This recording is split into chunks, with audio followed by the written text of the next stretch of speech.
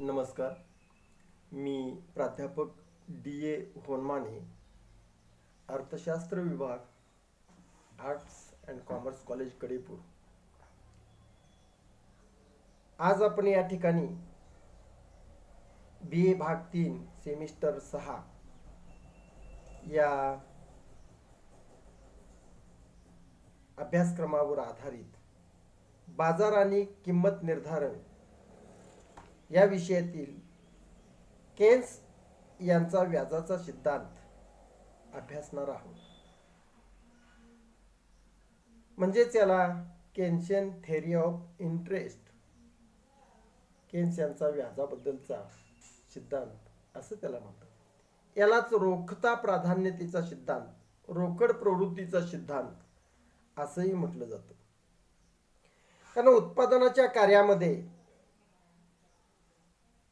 भूमी, श्रम, संयोजक यांच्या बरोबरीनंच भांडवल हा घटक सुद्धा तितकाच महत्त्वाचा असतो. म्हणजेच भूमी, भांडवल, श्रम, संयोजक या सर्व घटकामध्ये इतर घटकाप्रमाणे, भूमीप्रमाणे, श्रमाप्रमाणे आणि संयोजकाप्रमाणे भांडवल सुद्धा एक अतिशय महत्त्वाचा घटक आहे. मूळ विकसनशील देशांना भांडवलाचा तुटवडा जाणवत असल्यामुळं त्यांना जलद गतीनं आर्थिक विकास साधत असताना अनेक अडचणी निर्माण होत असतात. आणि म्हणून या ठिकाणी भांडवलाचा पुरवठा, भांडवलाचं उपलब्ध, तिथली नैसर्गिक परिस्थिती, त्या देशाचा विकसितपणा, भांडवलाला असलेला व्याजाचा दर या बाबीवर चर्चा करण्यासाठी आपण म्हणजेच व्याजाचा दर कसा ठरतो, व्याज कसं निश्चित होतं, व्याज का दिलं घेतलं जातं, या बाबीची चर्चा करण्यासाठी आपण केन्स यांचा व्याजाचा सिद्धांत अभ्यास करणार आहोत. मुळात केन्स यांनी म्हणजेच आधुनिक अर्थव्यवस्थेत पैशारूपी भांडवलालाच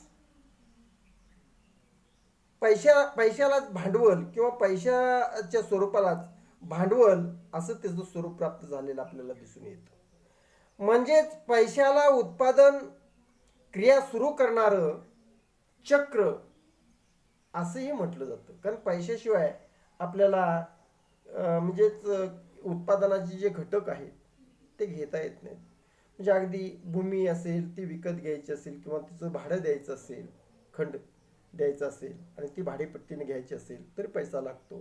कच्चा माल आणायचा पैसा लागतो, कामगारांचं वेतन द्यायचं पैसा लागतो, इतर अनेक वाहतूक करायचे, इतर काही खर्च असेल उत्पादन करण्यासाठी तर त्यासाठी पैशाची गरज लागते. आणि म्हणून पैशाला उत्पादन क्रिया सुरू करणारी चक्र असं म्हटलं जातं.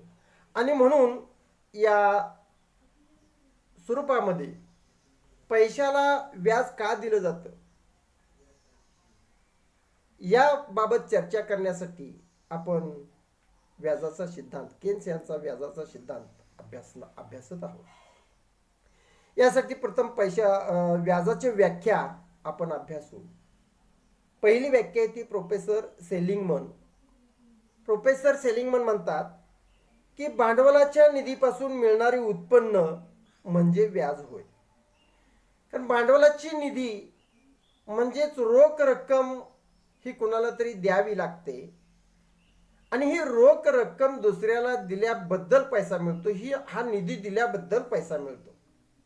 आणि म्हणून भांडवलाच्या निधीपासून मिळणारे उत्पन्न, त्याचबरोबर या भांडवलाच्या सहाय्यानं कच्चा माल खरेदी करू शकतो, म्हणजेच त्याचबरोबर मजुरांचं वेतन देऊ शकतो, जमिनीचा खंड देऊ शकतो. या सर्व उत्पादन प्रक्रियेला चालना या भांडवलानं दिल्यामुळं उत्पादन घडून येतं या ठिकाणी.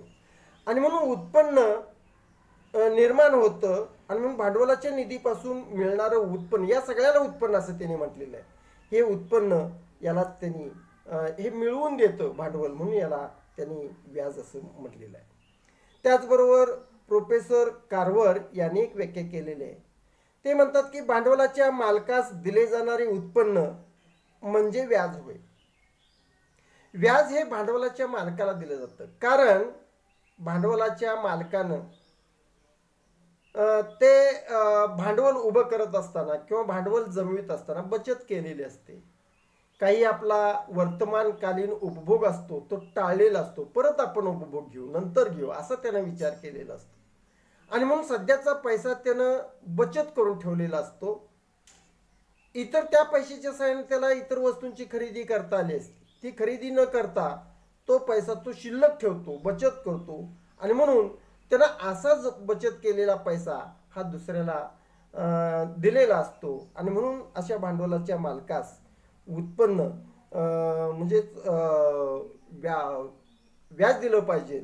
आणि म्हणून कार्वर यांनी म्हटलेलं आहे की भांडवलाच्या मालकास दिले जाणारे उत्पन्न म्हणजेच व्याज होय. तर लॉर्ड केन्स यांनी जी व्याख्या केली आहे ती व्याख्या थोडीशी शास्त्रशुद्ध स्वरूपाची वाटते. ते म्हणतात की रोखतेचा त्याग केल्याबद्दल दिला जाणारा मोबदला म्हणजेच व्याज होय. आता रोखतेचा त्याग म्हणजेच काय, तर जी काय भांडवल आहे ही भांडवलाचा आपल्याला ताबडतोब रोख स्वरूपात वापर करता येतो. त्याच्या सहाय्याने आपल्याला उपभोग्य वस्तू खरेदी करता येतात. आपली कोणतीही गरज पूर्ण करून घ्यायची आहे त्या पैशाच्या सहाय्याने आपण करून घेऊ शकतो. पण ही गरज पूर्ण घेण्याऐवजी हा पैसा दुसऱ्याला देणं म्हणजे हा रोखतेचा त्याग केल्यासारखा. त्याग करावा लागतो. त्यावेळी हा पैसा दुसऱ्याकडे जातो आणि दुसऱ्याकडे एकदा गेला की त्या पैशाच्या सहाय्यानं मूळ मालकास म्हणजे ते बचत करणाऱ्या, भांडवलाची निर्मिती करणाऱ्या, भांडवल जमवणाऱ्या, मग ती बँक असेल किंवा इतर धनको असेल, सावकार असेल, तर त्याला तो पैसा वापरता येत नाही. ज्यानं कर्जावर व्यक्तीनं पैसा घेतलाय त्याला तो वापरता येतो, पण धनकोला तो पैसा वापरता येत नाही. म्हणून धनकोला दिला जाणारा धनकोनं रोखतेचा त्याग केल्याबद्दल किंवा सावकारानं किंवा पैशाची बचत करणाऱ्यानं रोखतेचा त्याग केल्याबद्दल त्याला दिला जाणारा मोबदला म्हणजेच व्याज होय अशी व्याख्या केली जाते. आता वरील सर्व व्याख्यांचा विचार केला तर असं म्हणता येतं बघा, उत्पादनाच्या इतर घटकाप्रमाणे मोबदले ज्या इतर उत्पादनाच्या घटकांना मोबदले मिळतात म्हणजे भूमीला मिळतो, त्याचबरोबर भूमीला खंड मिळतो, श्रमिकांना वेतन मिळतं, त्याचबरोबर संयोजकाला त्याचा नफा मिळतो, हे जसे इतर घटकांना मोबदले मिळतात त्याप्रमाणेच भांडवल हा घटक सुद्धा उत्पादनाच्या कार्यासाठी वापरला जातो. आणि म्हणून या भांडवलाला सुद्धा त्याचा वापर करून घेतल्याबद्दल द्यावा लागणारा मोबदला म्हणजेच व्याज होय अशी व्याजांच्या व्याख्यांचा विचार या ठिकाणी केला जातो. त्यानंतर या व्याजाचे एकूण व्याज त्याला स्थूल व्याज असं म्हटलं जातं आणि शुद्ध व्याज म्हणजेच निव्वळ व्याज असे दोन प्रकार पाडलेले आहेत. याच्यामध्ये एकूण व्याज त्यालाच ग्रॉस इंटरेस्ट.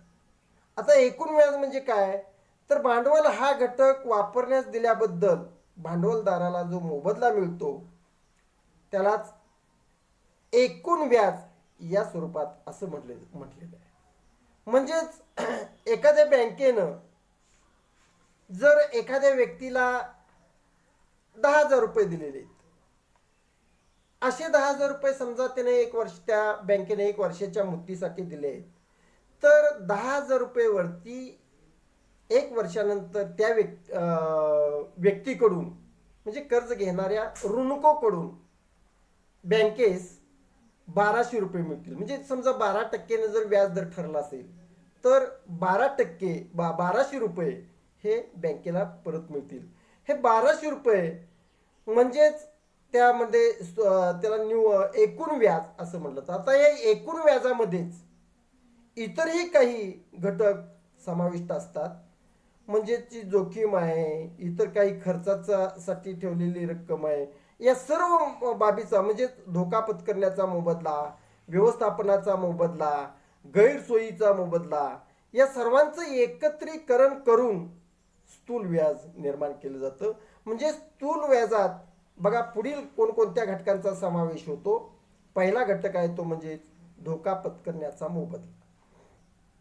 आता एकदा जर बँक असेल किंवा धनको असेल किंवा सावकार असेल यांनी व्याज कर्ज दिलं किंवा पैसे दिले म्हणजे ते अगदी निर्धास्त असतात असं नाही.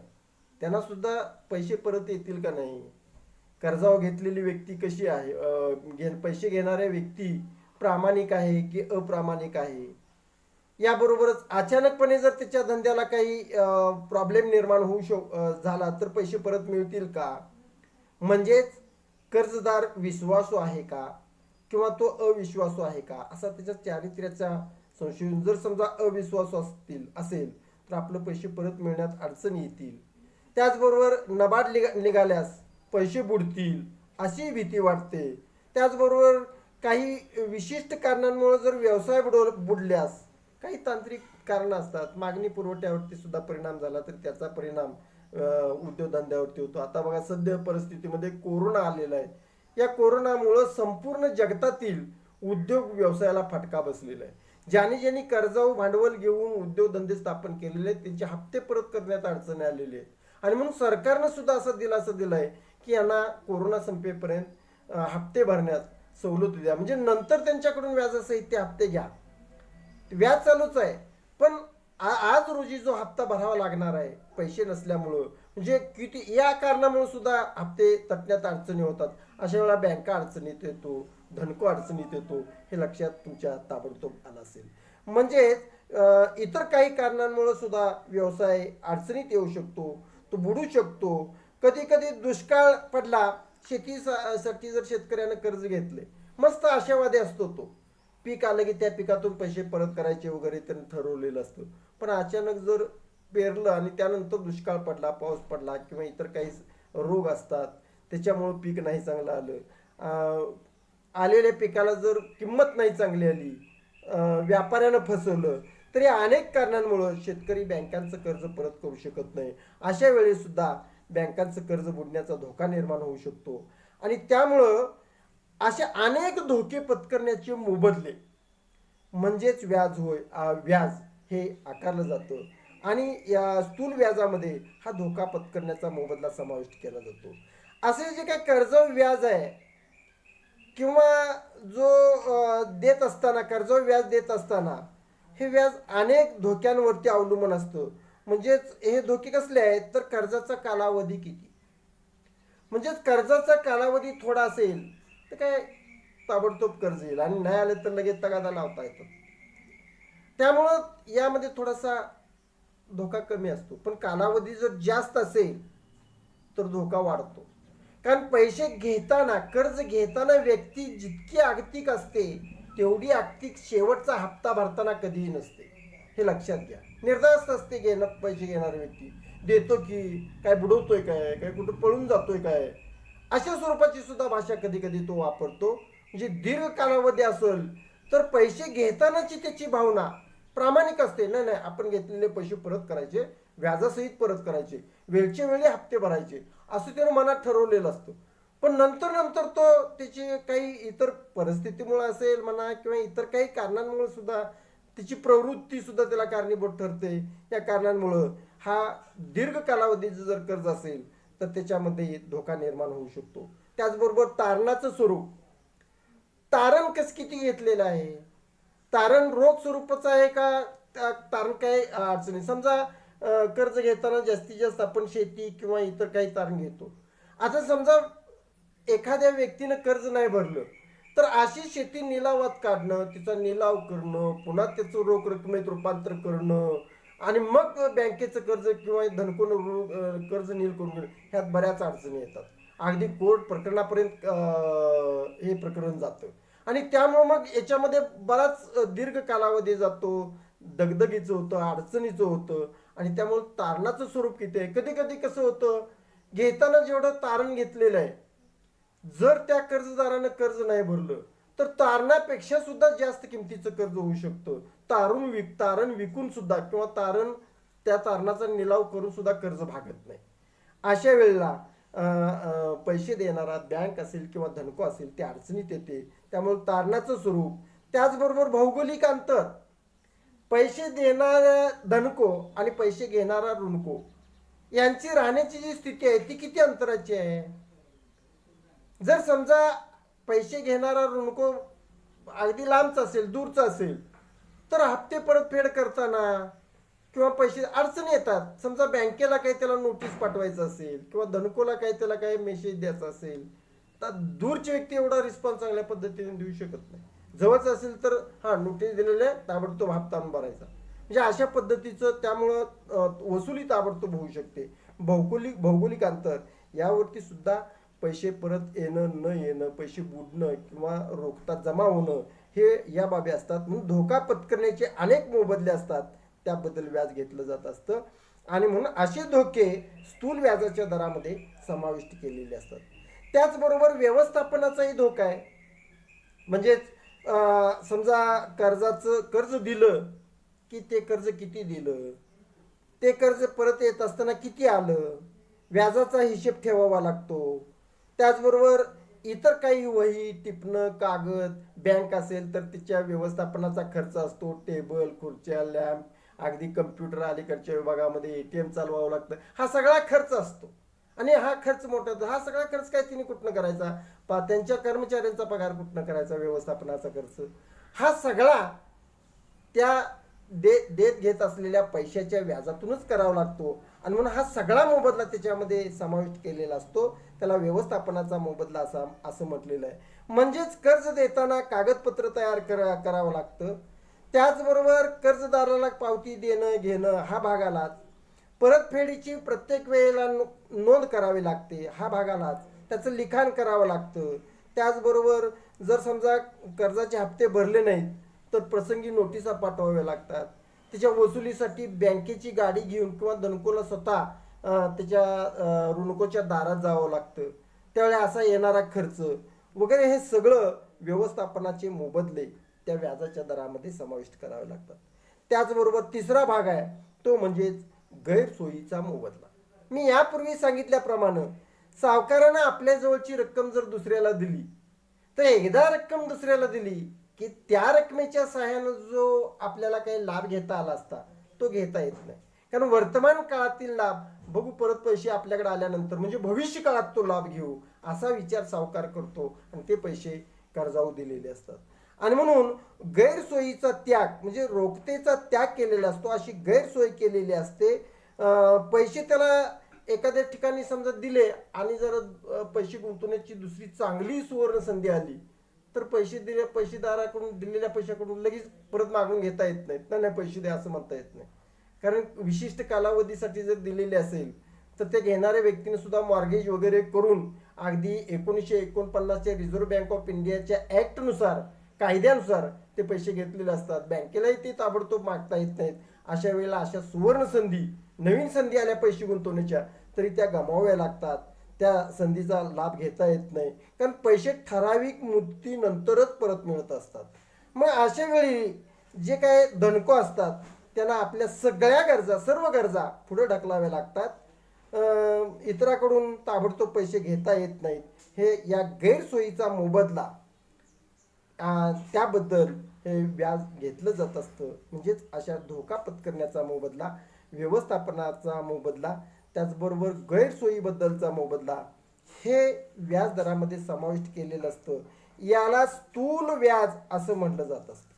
म्हणजे स्थूल व्याज याचा जर विचार केला तर स्थूल व्याज याच्यामध्ये शुद्ध व्याज अधिक धोका पत्करण्याचा मोबदला अधिक व्यवस्थापनाचा मोबदला अधिक गैरसोयीचा मोबदला, या सर्व मोबदले मिळून स्थूल व्याज हे निर्माण होत असतं. त्यानंतर शुद्ध व्याज असा एक विचार केलेला आहे. शुद्ध व्याजलाच नेट इंटरेस्ट असं म्हटलं जातं. म्हणजेच केवळ भांडवलाच्या वापराबद्दल सावकाराला दिला जाणारा मोबदला म्हणजेच शुद्ध व्याज असं होय. अर्थात हे जे स्थूल व्याज असतं हे शुद्ध व्याज बरोबर स्थूल व्याज वजा इतर मोबदले वजा सगळं करून जे या ठिकाणी निव्वळ व्याज शुद्ध व्याज राहतं, या यालाच शुद्ध व्याज असं त्यांनी म्हटलेलं आहे. म्हणजेच अशा या शुद्ध व्याजाचा दर जो आहे तो सर्वत्र सारखा असतो. का तर आज 1949 नंतर 1935ला आपल्या भारत देशामध्ये रिझर्व्ह बँक ऑफ इंडियाची स्थापना झाली. तशी त्यापूर्वी झाली ती, पण एवढं शास्त्रशुद्ध स्वरूप 1935ला अगदी नियमानुसार स्थापन करण्यात आली. 1949ला तिचं राष्ट्रीयकरण झालं आणि तेव्हापासून व्याजाचे दर किती असावे हे ठरवण्याचे सगळे अधिकार या रिझर्व्ह बँक ऑफ इंडियाला सरकारनं दिले. आणि तेव्हापासून रिझर्व्ह बँक ऑफ इंडियाचा जो व्याजात तिने ठरवून दिलेला व्याजाचा दर असेल त्याच्यापेक्षा जास्त व्याजाचा दर या इतर व्यापारी बँकांना किंवा सावकाराला धनकोला सुद्धा घेता येत नाही. आणि जर त्याने घेतला तर मग आता आपण पेपरला वगैरे वाचतो बघा, सावकारीबद्दल अटक करण्यात आली. कारण त्यानं लायसन काढलेलं असतं आणि त्यानं त्या लायसन मध्ये काढत असताना लिहून दिलेलं असतं, मी रिझर्व्ह बँक ऑफ इंडियाच्या ऍक्टचं नियमाचं पालन करेन. आणि हे पालन न करता जर एखाद्यानं छुपे दडवून जर जास्त व्याज घेण्याचा प्रयत्न केला तर अशा धनकोस किंवा सावकारास अटक होऊ शकते, सजा होऊ शकते. आणि म्हणून व्याजाचा दर हा सर्वत्र शक्यतो सारखा असतो. स्थूल व्याजदरात मात्र फरक पडतो, कारण स्थूल व्याजदर इतर घटकांमध्ये त्या स्थूल व्याजामध्ये अवलंबून असतात. ते कोणते तर व्यवस्थापनाचा मोबदला, हे मोबदले कमी जास्त असू शकतात. गैरसोयीचा मोबदला हे सुद्धा कमी जास्त असू शकतात. त्यामुळे स्थूल व्याजदराच्या याच्यामध्ये फरक पडू शकतो. आणि हे सगळे बदल या व्याजाच्या रोकड प्राधान्य प्रवृत्तीच्या सिद्धांतामध्ये या बाबीचा विचार केन्स यांनी केलेला दिसून येतो. म्हणजेच केन्स यांनी 1936 मध्ये जो काय राष्ट्राची संपत्ती हा ग्रंथ लिहिला, त्याला तो ग्रंथ म्हणजे the general theory of employment interest and rent असा जो त्यांनी ग्रंथ लिहिला, या ग्रंथामध्येच त्यांनी व्याजाबद्दलचे जे विचार मांडले, जी काही मतं स्पष्ट केली, त्यालाच रोकड पसंती सिद्धांत असं म्हटलं जातं. म्हणजे त्यांच्या सिद्धांतामध्ये त्याने असं म्हटलेलं आहे की देशातील लोक रोखता पसंतीचा मोबदला म्हणजे रोकड प्रवृत्ती जेवढी मागू शकतात त्या रोकड प्रवृत्तीवरती व्याजाचा दर अवलंबून असेल. रोकड प्रवृत्ती जर लोकांची जास्त असेल तर व्याजाचा दर जास्त राहतो. रोखता प्रवृत्ती जर कमी असेल तर व्याजाचा दर कमी राहतो. म्हणून व्याज ही सर्वस्वी चलनविषयक घटना आहे, पैसाविषयक घटना आहे. चलन म्हणजे पैसा, चलनविषयक घटना म्हणजे पैसाविषयक घटना आहे, असं मत केन्स यांनी या ठिकाणी मांडलेलं आपल्याला दिसून येतं. म्हणजेच कारण व्याज हे पैशात दिलं घेतलं जातं, ते कधी वस्तूच्या स्वरूपात व्याज दिलं घेतलं जात नाही. म्हणजे जे काय ऍक्ट आहे बँकेचा, त्या ऍक्टनुसार ऋणकोला पैसे परत करत असताना, तो व्याज परत करत असताना किंवा घेतलेलं कर्ज परत करत असताना तो पैशाच्या स्वरूपातच परत करतो. धनकोला असं म्हणता येत नाही तुमच्याकडच्या वस्तू मला द्या, कारण कायदा आहे तसा. त्यामुळं पैशामध्येच या घटना परत दिल्या घेतल्या जात असतात. त्यामुळे त्या चलनविषयक घटना असतात. म्हणजे सर्वसाधारणपणे रोकड पसंती व्याजाची व्याख्या करत असताना आपण या बाबीचा विचार आपल्याला करावा लागतो. म्हणजेच रोकड पसंती, पैशाच्या मागणीचा हेतू, रोखतेचा सापळा यांचा विचार करून व्याज दर कसा ठरतो हे या ठिकाणी मांडलेलं आहे. रोकड पसंती म्हणजेच या ठिकाणी लोक जेवढ्या रोख पैशाला जवळ ठेवू इच्छितात, पैसा आपल्या जवळ ठेवू इच्छितात, त्याला रोकड प्रवृत्ती म्हणतात. रोकड प्रवृत्ती ही अनेक कारणांवरती अवलंबून असते. ज्याचं उत्पन्न जास्त असतं त्याची रोकड प्रवृत्ती जास्त असते, उत्पन्न कमी असतं त्याची रोकड प्रवृत्ती कमी असते.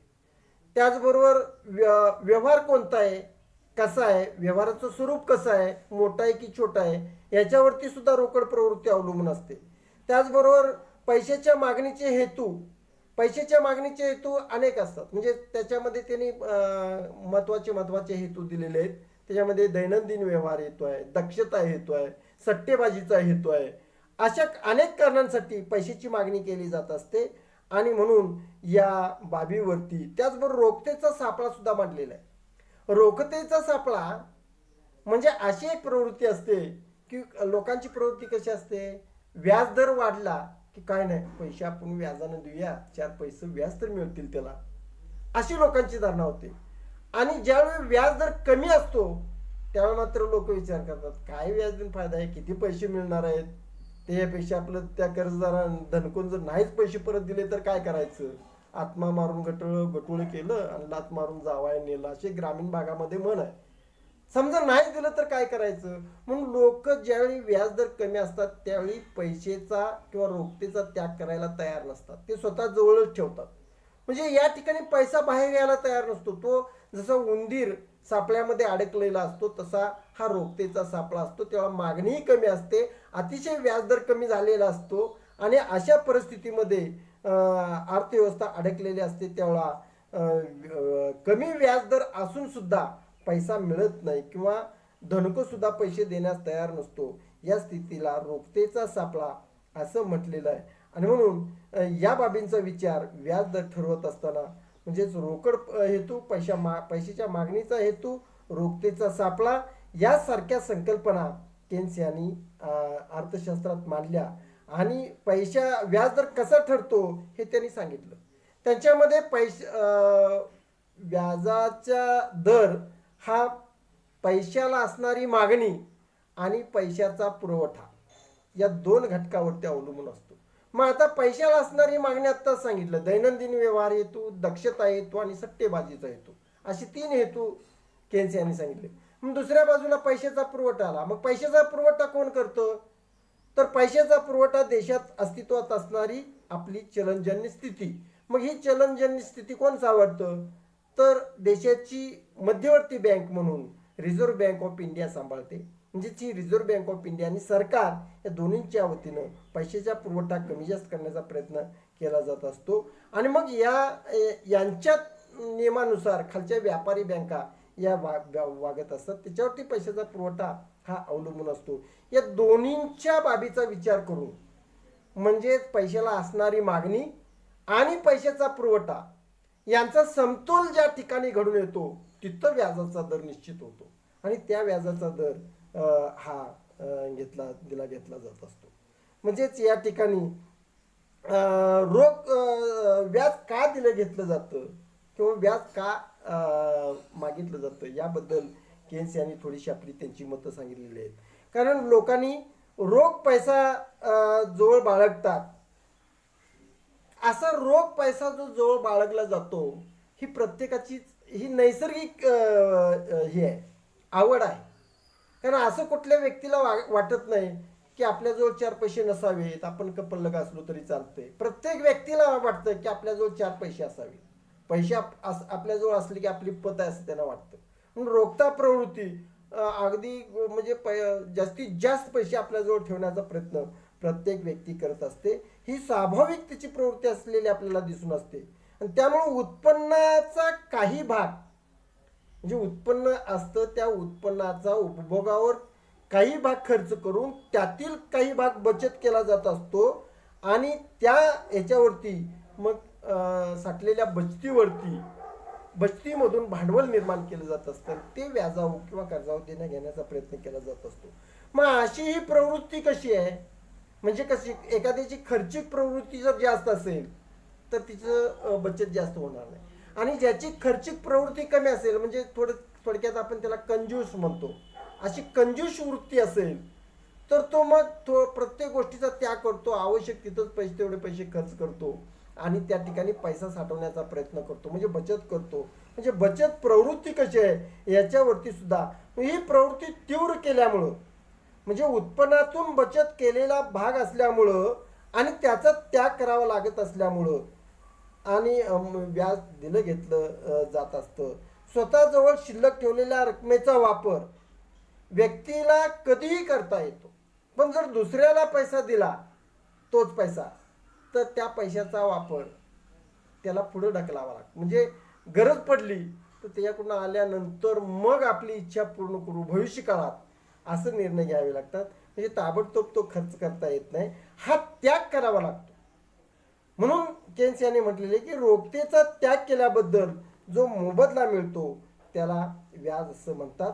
आणि म्हणून केन्सनी याला रोकड पसंती असं म्हटलेलं आहे. म्हणजे रोख पैशाला जवळ ठेवण्यासाठी जी पसंती दर्शवतात किंवा इच्छा दर्शवतात यालाच रोखता पसंती असं म्हटलेलं आहे.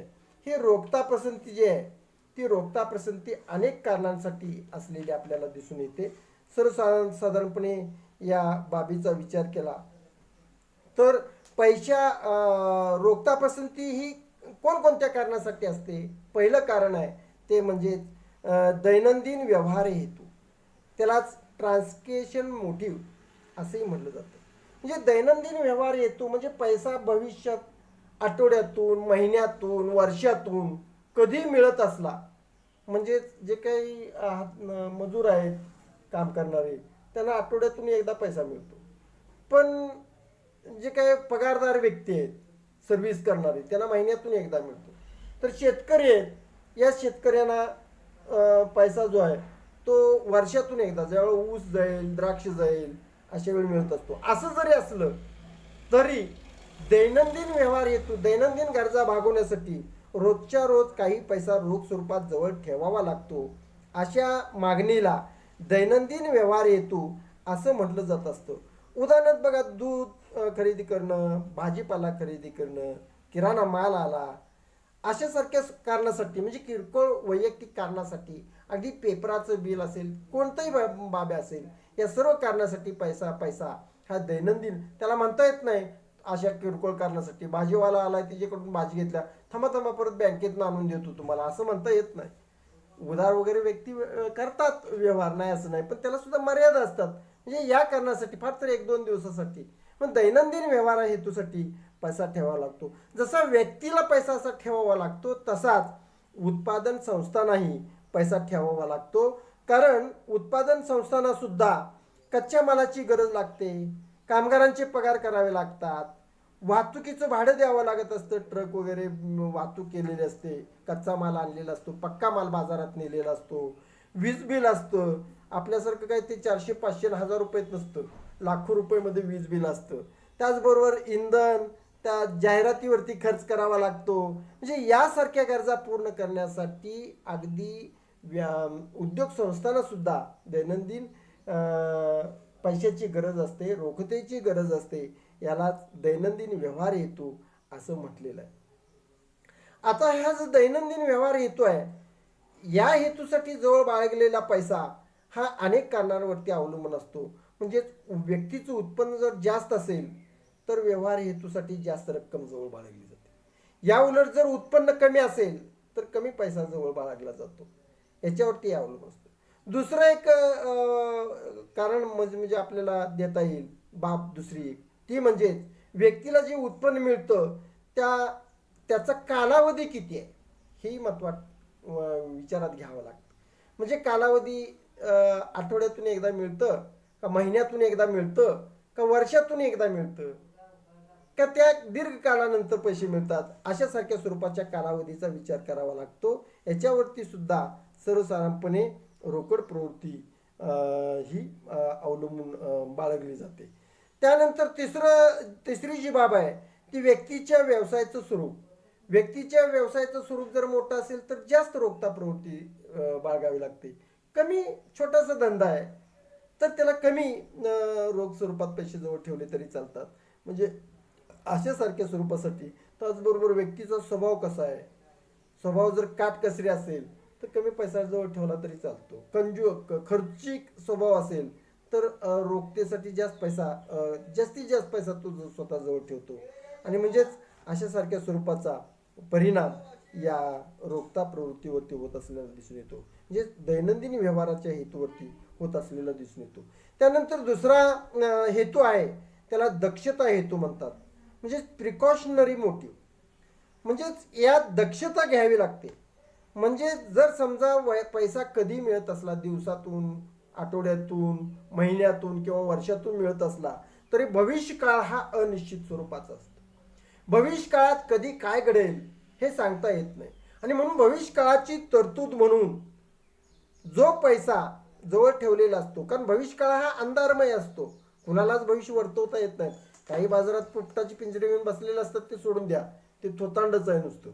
पण सर्वसाधारणपणे भविष्यकाळात किती गरज लागेल, कोणतं एखादं नवीन कार्य अचानक ठरवून येईल हे कोणीच सांगू शकत नाही.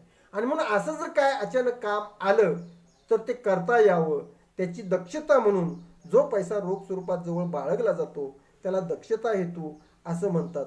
म्हणजे सर्वसाधारणपणे आजारपण आहे, अपघात आहे, बेकारी आहे, वृद्धत्व आहे, घरात अचानक लग्न कार्य ठरू शकतं, मुलांची शैक्षणिक बाब आहे, धार्मिक कार्य आहे, अशी अनेक कारणं असतात की ही काय ठरवून येतात असं नाही. अचानक येतात. कधी कधी कोणतं अचानक देणगी मागायला येतात. मग त्या देणगीवाल्याला सुद्धा ती आपल्यापर्यंत द्यावं लागतं, आपल्या पतीचा भाग असतो. मग ती प्रतिष्ठा वगैरे कमी झाल्यासारखं होतं त्या ठिकाणी. मग त्यावेळी तिथं सुद्धा काही ना कमी जास्त थोड्याफार प्रमाणात आपल्याला मागणी पूर्ण करणं हे करणं असतं. म्हणजे या सर्व बाबीचा विचार करून दक्षता हेतूसाठी सुद्धा लोक म्हणजे भविष्यकाळ अंधारमय असल्यामुळं, अनिश्चित असल्यामुळं भविष्यकाळाची तरतूद म्हणून रोख स्वरूपात पैसा जवळ बाळगला जातो. तिसरं एक कारण आहे ते म्हणजे सट्टेबाजीचा हेतू. आता हा हेतू मात्र फार महत्वाचा आहे. स्पेक्युलेटिव्ह मोटिव्ह असं या हेतूसाठी म्हटलं जातं. म्हणजे सर्वसाधारणपणे वस्तूच्या किमतीत होणाऱ्या बदलाचा परिणाम किंवा त्याचा लाभ घेण्यासाठी जो पैसा रोख स्वरूपात जवळ बाळगला जातो त्याला सट्टेबाजीचा हेतू असं म्हटलं जातं. म्हणजेच अर्थव्यवस्थेत नेहमी बदल होत असतात. आता तर बघा कोरोनामुळे सगळं उलटापालटच झाल्यासारखं आपली स्थिती झालेली आहे. आणि म्हणून असं बदल कधी तेजी येते, कधी मंदी येते, हे वारंवार बदल घडून येत असतात. कधी निसर्गात होतो, कधी महापूर येतो, कधी भूकंप होतो. अनेक बदल अनेक कारणांमुळं हे नैसर्गिक बदल अर्थव्यवस्थेमध्ये होत असतात. आणि त्यात अशा बदलत्या परिस्थितीत किमती कमी जास्त होत असतात. कधी शेअरच्या किमती कमी होतात, कधी व्याजदर कमी होतो. म्हणजे कधी वाढतात, कमी होतात. सोन्याचे दर कमी जास्त होतात. त्यावेळी सुद्धा व्यक्तींना वाटतं कमी दर झाला की नाही सोनं तोळावर घेऊन ठेवूया, मुलामुलीच्या लग्नात वगैरे उपयोगाला येईल. किंवा प्लॉट जर एखादा ठरून आला कमी पैशात मिळत असेल तर तोच घ्यावा वाटतो. कधी कधी तेजीमुळे त्याचे दर वाढतात त्यावेळी तो विकण्याचा प्रयत्न करतो आणि त्याच्यापासून जास्त पैसे कमवण्याचा प्रयत्न करतो. म्हणजे सर्वसाधारणपणे या अनेक हेतूनं हा पैसा वस्तूच्या म्हणजे किमतीत होणाऱ्या बदलाचा लाभ येण्यासाठी जवळ बाळगला जातो.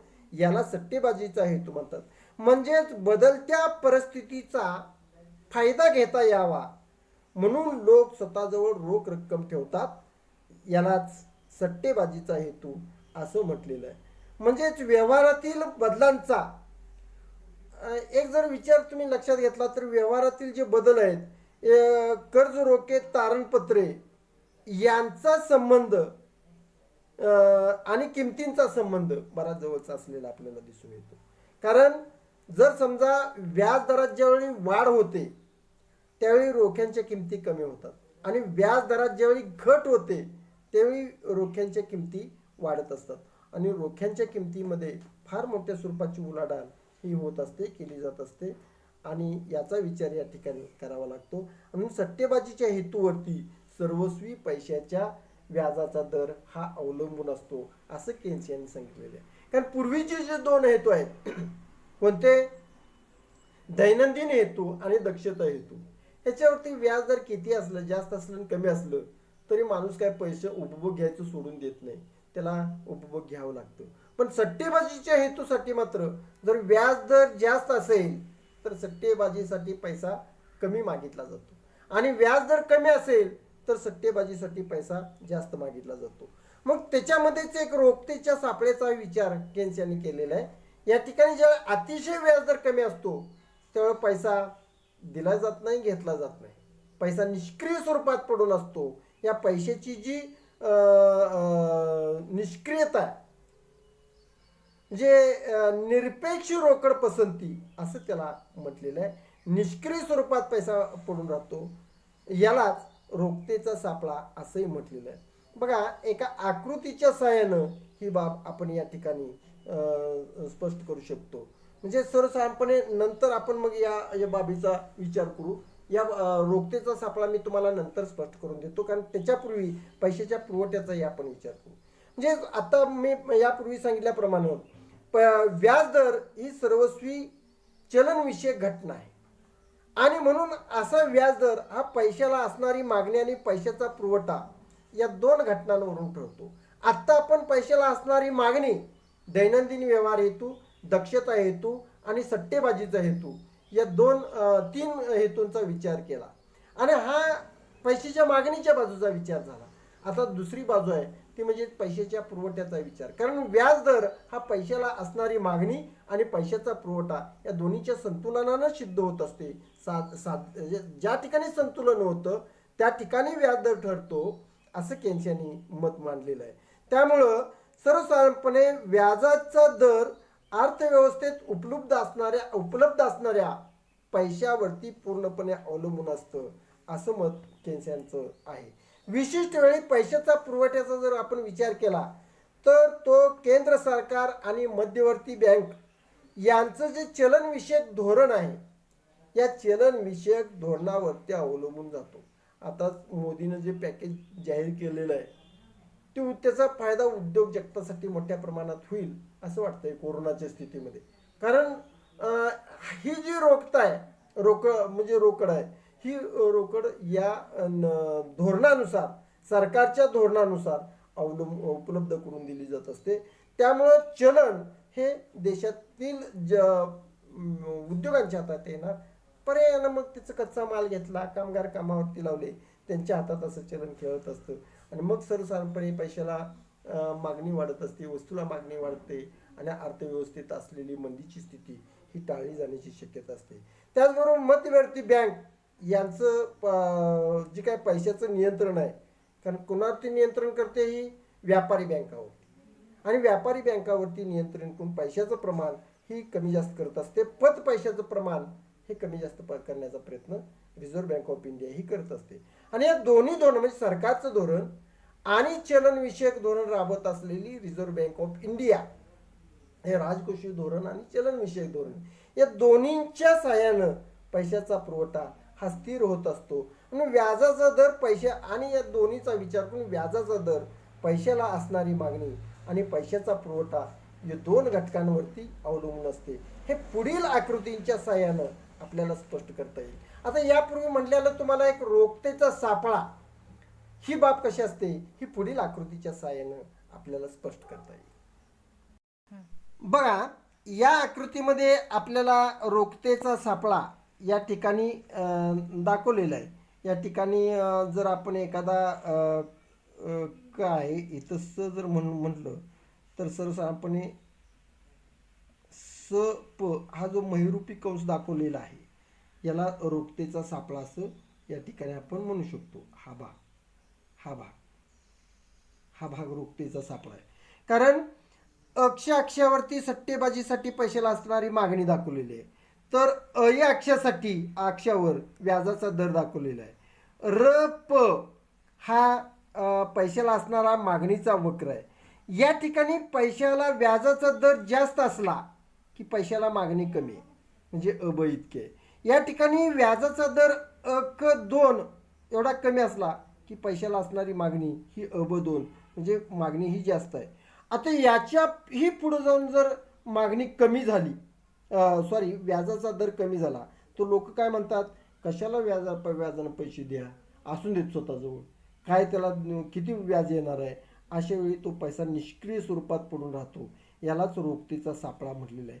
इथं सप हा महिरूपी जो कंस आहे, याला रोखतेचा सापळा असं म्हटलं जात असतं. त्याचबरोबर पैशाला असणारी मागणी आणि पैशाचा पुरवठा या दोन घटकावरती व्याज दर कसा अवलंबून असतो, अल्पकाळात कसा असतो, दीर्घकाळात कसा असतो, या बाबीचा विचार या ठिकाणी पैशाला असणारी मागणी आणि पैशाचा पुरवठा या दोन्ही याचे घटकांवरून आपल्याला या ठिकाणी करता येतो. या ठिकाणी अल्पकाळाचाच विचार केन्स यांनी केलेला दिसून येतो. आणि म्हणून त्यांनी या अक्षावरती पैशाची मागणी आणि पैशाचा पुरवठा या दोन बाजूचा विचार केलेला आहे. तर अक्ष या उभ्या अक्षावरती व्याजाच्या दराचा विचार केलेला आहे. रप हा पैशाला असणाऱ्या मागणीचा वक्र आहे. तर ड हा पैशाच्या पुरवठ्याचा वक्र अगदी उभा दाखवलेला आहे. म्हणजे या अक्षाशी समांतर बड हा वक्र उभा दाखवलेला आहे. असं काय केलेलं आहे, तर अल्प काळात पैशाचा पुरवठा हा अलौकिक, म्हणजे त्याच्यामध्ये फार मोठ्या स्वरूपाचे बदल होत नाहीत. अल्प काळात, दीर्घकाळात बदल होतात, कारण चलनविषयक धोरण बदलतं, सरकारचं धोरण बदलतं, पण अल्प काळात शक्यतो बदलत नाही. त्यामुळे हा पैशाचा पुरवठा स्थिर राहतो. त्यामुळे तो उभ्या रेषेनं दाखवलेला आहे. या ठिकाणी सर्वसाधारणपणे व्याजाचा दर कसा ठरतो, तर सर्वसाधारणपणे पैशाचा हा मागणीचा वक्र आहे आणि ब हा पैशाच्या पुरवठ्याचा वक्र आहे. पैशाच्या पुरवठ्याला मागणी वाढली मागणी आणि पुरवठा यांचा समतोल बिंदूत साध्य होतो. या ठिकाणी व्याजाचा दर इतका असलेला दिसून येतो. त्यानंतर सर्वसाधारणपणे मागणीमध्ये बदल नव्हता, पैशाच्या पुरवठ्यामध्ये बदल झाला. तर या ठिकाणी तो एक मागणी पुरवठ्याचा नवीन समतोल जो आहे तो मागणीही या ठिकाणी वाढलेली दाखवलेली आहे आणि पुरवठाही वाढलेला दाखवलेला आहे. म्हणजेच या ठिकाणी एक या बिंदूत नवीन समतोल साध्य होऊन व्याजाचा दर एक इतका होत असलेला आपल्याला दिसून येतो. त्यानंतर या ठिकाणी एकाच आकृतीवरती इथं दाखवलेलं आहे बघा. सर्वसाधारणपणे अक्ष अक्षावरती पैशाची संख्या आणि अय अक्षावरती व्याजाचा दर दाखवलेला आहे. तर रप ही पैशाच्या मागणीचा वक्र आहे. तोच बरोबर R1 हा सुद्धा पैशाच्या मागणीचा बदललेला वक्र आहे. आणि सर्वसाधारणपणे ड हा पैशाच्या पुरवठ्याचा वक्र आहे. मग प्रथमतः सर्वसाधारणपणे पैशाला असणारी मागणी ही रप हा या मागणी वक्रावरील आहे. मग त्यांचा ह्या रप हा मागणी वक्र आणि बड हा पुरवठा वक्र यांचा समतोल बिंदूत साध्य होतो. बिंदूतून अक्ष अक्षावर आणि अय अक्षावरती लंब टाकले असता तो अब या पॉईंटमध्ये पैशाची संख्या या अक्ष अक्षावरती स्पर्श करतो. त्यामुळं अब इतक्या पैशाची संख्या आणि बिंदूत समतोल साध्य झाल्यामुळं अक इतका व्याजाचा दर निश्चित होतो. त्याचबरोबर जर तशाच पद्धतीनं पुन्हा पैशाला असणारी मागणी वाढली तर R1 ही नवीन पैशाला मागणी असलेला वक्र तयार होतो. यांचं नवीन समतोल एक या बिंदूत इथं साध्य झालेला दाखवलेला आहे बघा. त्याच्यावरील लंब टाकला असता तेवढ्यात म्हणजे पैशाची व्याजाचा दर या ठिकाणी एक इतका झालेला दिसून येतो. म्हणजे अशा पद्धतीनं व्याजाचा दर हा पैशाला असणारी मागणी आणि पैशाचा पुरवठा यावरती अवलंबून असतो, हे केन्स यांनी दाखवून दिलेलं आहे. आता केन्सच्या या व्याजाच्या दराच्या निश्चितीवर किंवा रोखता प्रवृत्तीवरती काही टीकाही केलेले आहेत. तेच म्हणजेच सर्वसाधारणपणे टीकाकार म्हणतात की व्याज म्हणजे बक्षीस नव्हे, ही पहिली टीका त्याच्यावरती केली जाते. म्हणजेच रोकड पसंतीचा त्याग केल्याबद्दल मिळणारा मोबदला म्हणजे व्याज होय, हे केन्सने विधान केलेलं आहे. हे केन्स जे हे विधान आहे हे इतर अनेक अर्थशास्त्रज्ञांना मान्य नाही. का मान्य नाही? तर भांडवलाचा वापर उत्पादक कार्यासाठी केला जातो.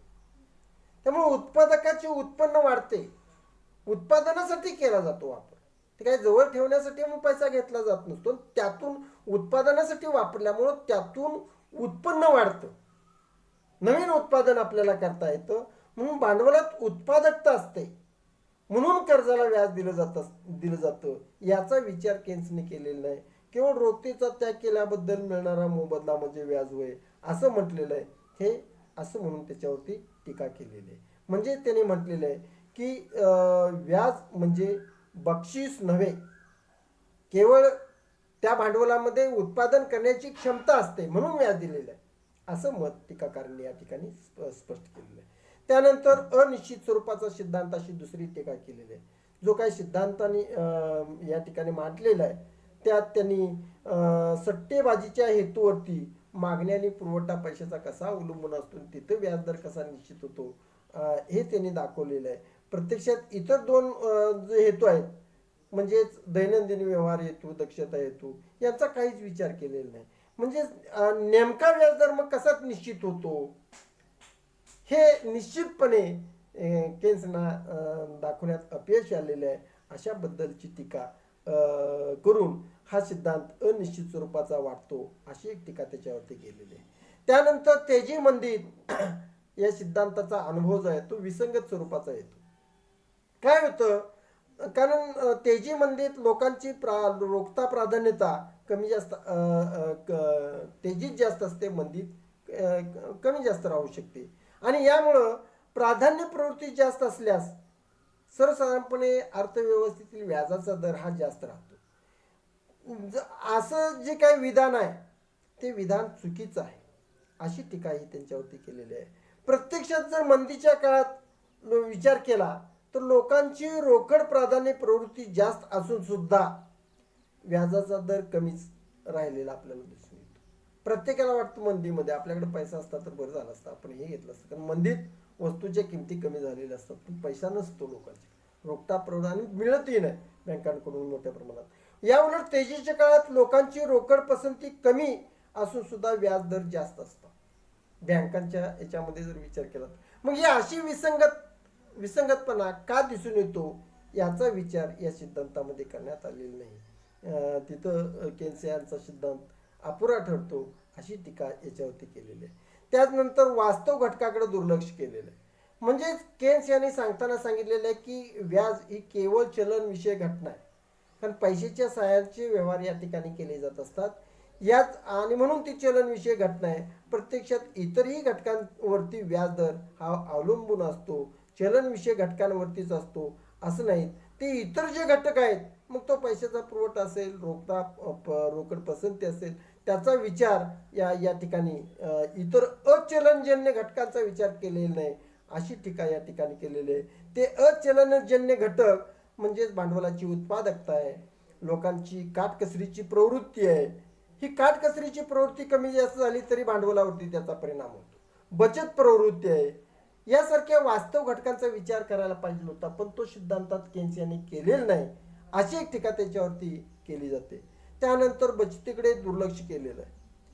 बघा केन्सचं मत काय आहे, व्याज फक्त बचत किंवा प्रतीक्षेचे म्हणजे रोखतेचा मोबदला किंवा त्याग केल्याबद्दल मिळणारा मोबदला म्हणजे व्याज होय. पण व्याज फक्त बचत किंवा प्रतीक्षेचे फळ नाही, हा विचार या ठिकाणी लक्षात घेणं गरजेचं आहे.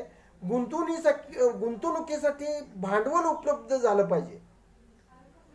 म्हणजेच या ठिकाणी हे जर भांडवल उपलब्ध व्हायचं असेल तर बचत किंवा त्या रोखतेचं त्याग करून जी प्रतीक्षा केलेली असते ती महत्त्वाची असते. या बाबीकडं केन्स यांनी दुर्लक्ष केलेलं आहे अशी एक टीका त्यावरती केलेली आपल्याला दिसून येते. त्यानंतर दीर्घकाळाकडे दुर्लक्ष केलेलं आहे. केन्सनी हा जो सिद्धांत आहे तो अल्पकाळात उपयोगी ठरतो असं सांगितलेलं आहे, कारण दीर्घकाळात पैशाचा पुरवठा कमी जास्त होत असतो. त्यामुळे त्याने अल्पकाळाचा विचार घेऊन या ठिकाणी अल्पकाळाचा विचार केलेला आहे.